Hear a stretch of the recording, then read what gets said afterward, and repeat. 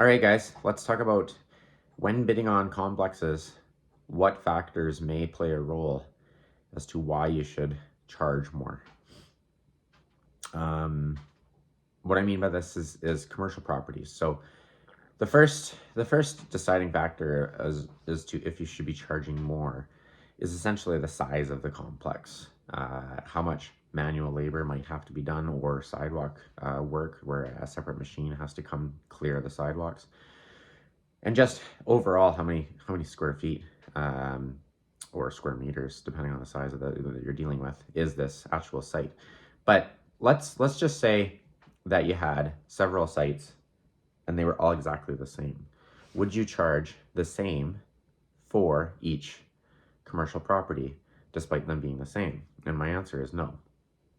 So why is that? What plays a role? Why would you charge, say, $500 for a plow on one site, and another site you're going to charge 1,000 or 2,000 for a plow? Um, the reason is risk management and the type of business that's on site. So you also might want to factor in where this site is in correlation to your snow removal route. In the perfect world, you will have a nice tight route where you're going to be within about 20-30 minutes from every single site. But you're going to have several sites between those sites. So realistically, you're going to be anywhere from 30 seconds to 2 minutes away from each site. So by the time you do your route, even though you're maybe 30 minutes from apart from end to end, you're hitting several sites in between.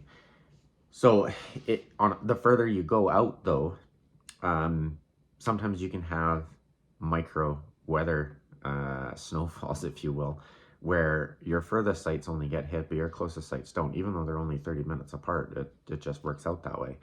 So you do need to factor in that you're going to charge more for these further sites. You don't have to, but we usually factor in a little bit. But let's just say that you don't even factor that in. What would make you charge a different rate if one site had the same amount of sidewalks and the same amount of parking lots? Let's just say that you didn't even have sidewalks, and it was just plowing. What would make you decide if you were charging more for one site versus the other, even though they're the same square feet? You gotta evaluate what type of sites these are. If they are stratas or HOAs, they start at the bottom. They are the least risky snow removal complexes out there. I guess the next least risky would be residential driveways, but I don't do those, and I'm talking strictly commercial type properties. The next least risky would be an industrial park. So you're not really dealing with very many retail customers with those types of situations. You're dealing with a lot of shipping, receiving, and you're dealing with some employees, but you're not dealing with too many customers. Not like you would, say, a grocery store or some sort of a strip mall or something like that. So the second least expensive would be industrial. The next one would be retail. Retail is, like I just touched base with, would be restaurants and strip malls, malls, something that deals with customers. Now, the reason these are higher up, they're on the third tier, if you will, of risk management, is because, guys, just ask yourself, when you go out for a dinner and that dinner is not up to par with what your expectations are, you do believe that because you are you're going out for an experience and you're going out to be catered to, you do believe that you should be able to hold them accountable to a certain level. Now, if you go to McDonald's and you're expecting a keg type dinner, yeah, you can't really do that. But if you go to McDonald's and they serve you cold fries, well, you're going to complain. Same thing if you go to the keg and you wait like an hour for your food. You're probably not going to be upset. Why? Because you have some sort of an expectation as to how you should be being treated. Same goes with these customers and clients of theirs. When they leave or arrive to said business and they get out of their vehicle and they walk towards the store, but they slip and fall, due to a situation that may or may not be relevant to your business, they want to blame someone. They could be tripping. So if you are managing these types of businesses, you need to charge more because they are a higher risk. So they're at the third tier. The next tier, I would say, is seniors homes. You got to be careful with seniors homes. That's the fourth tier, and I think I got pretty much 5 tiers. Sometimes you get some situations that are kind of in between. Seniors homes, the reason they're a higher tier is because for whatever reason, seniors do not like to stay inside when it snows. They've been encouraged by their doctors to go for walks, and they take that advice religiously, and they won't miss their walk. There could be a foot of snow outside and they're walking around and around and around. Seniors do not have the most, they're not the most stable. So you got to be careful about that. And it's just, again, one of those things that it's not so much the senior. The senior may hurt themselves, slip and fall, trip, but it's the children that are young adults that will try and go after for the senior, because essentially the children are the ones that are going to benefit. It's a vicious cycle. People are greedy sometimes. So that's where you got to be aware of the seniors homes, and they're up there on the tier. The last tier, actually, I would probably put with seniors homes, if you're bidding on a strip mall and they have a lawyer's office of any kind, or they have a pharmacist of any kind, I would put them up there as well. If they don't, I would put them in the tier below. But once you're dealing with a lawyer's office, you can bet that if something happens, there's a freaking lawyer there, especially if it was one of their clients or something. Same thing with like a pharmacy of some kind. You're dealing with a lot of people that are trying to come and get medication on either a regular basis or a one-off basis. For me, I don't really take much of anything. It's usually only if I hurt myself. And if you hurt yourself, you're not the most stable, and you're susceptible to possible slip and falls a little bit more. So just keep those things in mind as far as those tiers. What was I at? I think I was at tier 4. The last tier is hospitals and medical clinics of any kind, sometimes physios. If you come to a strip mall and they have a medical clinic, doesn't matter if it's a walk-in or if it's something that's private patients, anything like that. Private MRIs, I've seen those around.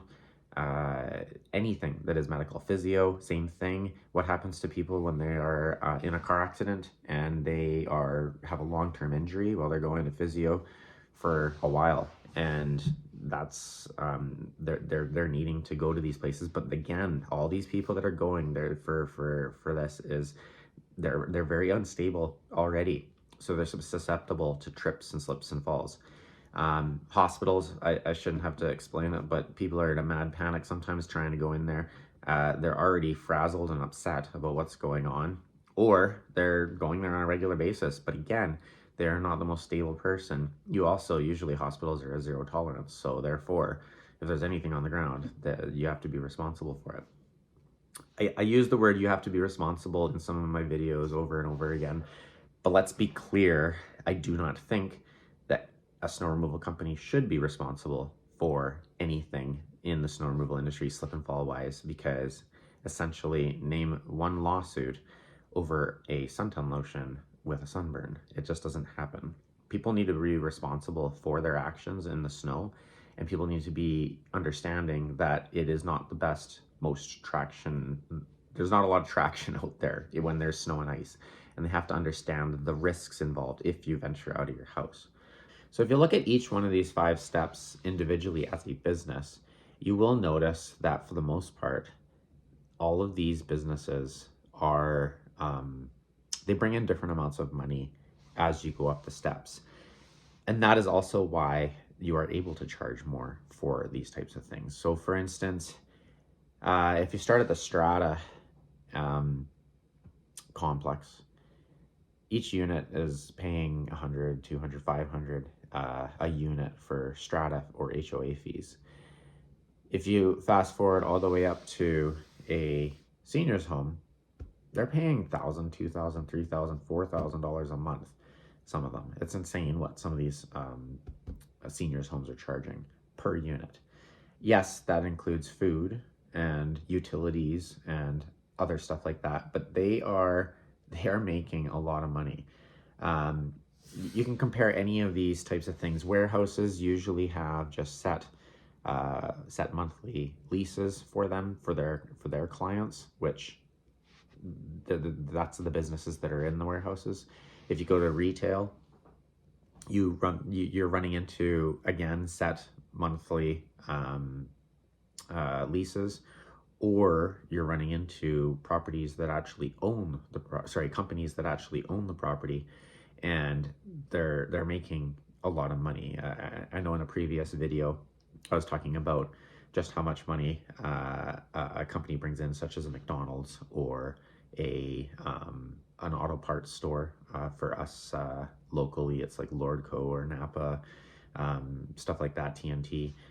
For other people, you got Pep Boys and I think Napa and other stuff like that. But oftentimes those automotive parts stores, they're privately owned, and they actually own their property. Not all the time, but sometimes. McDonald's, for instance, if you read up the history of McDonald's, they will completely agree. They're not in the burger industry, they're in the realty industry. They actually own most of the properties that McDonald's are on. So again, as you go up the scale of these 5 different things, you run into businesses that they have a lot more risk, but they're also making more money. As any business goes, the higher the risk, the more money you can make or you can charge, because it's just a high risk thing. With the businesses, the tiers that I've got, they are higher risk, but they also can afford to pay for quality service, because they are a more expensive business or a profitable business than the tiers that go down. So it kind of goes hand in hand, guys. If you don't think these companies can pay what I charge or what you need to charge for these things, then you're wrong.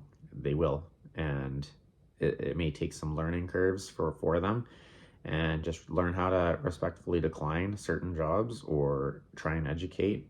And when you bid on a site, if you keep getting an invitation to bid on a site every year, build a relationship with them regardless if you get their site, because you can learn a lot from them. And I've over the years been able to gain clients for snow removal and salting because I've talked to them, and by the 3rd year, I'm like, okay, well, have you stuck with the same company the previous 3 years? And they're like, no. And I'm like, well, why have you not gone with me? Am I the most expensive? Yeah.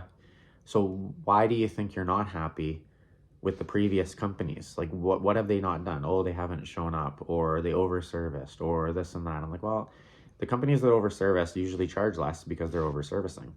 The companies that don't charge enough usually don't show up. So if you find a company that is charging properly, they will show up when they have to show up, and they won't over-service because they don't have to. They're covering their costs anyways.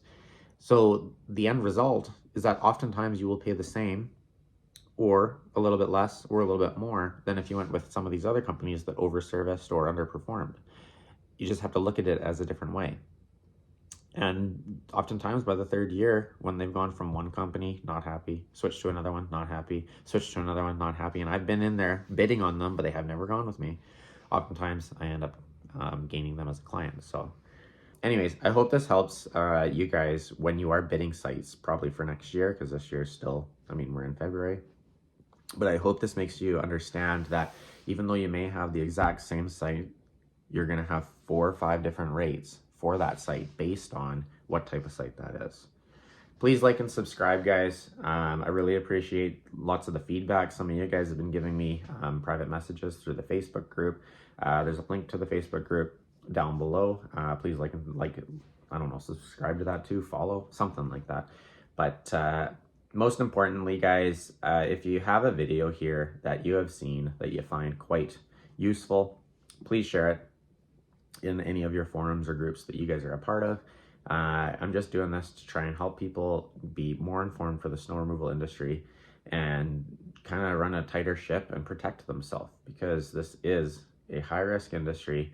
and you need to know how to look at complexes and how to bid on each complex and make sure that you're making enough money for the risk management that's involved with it and protecting you. Take care, guys.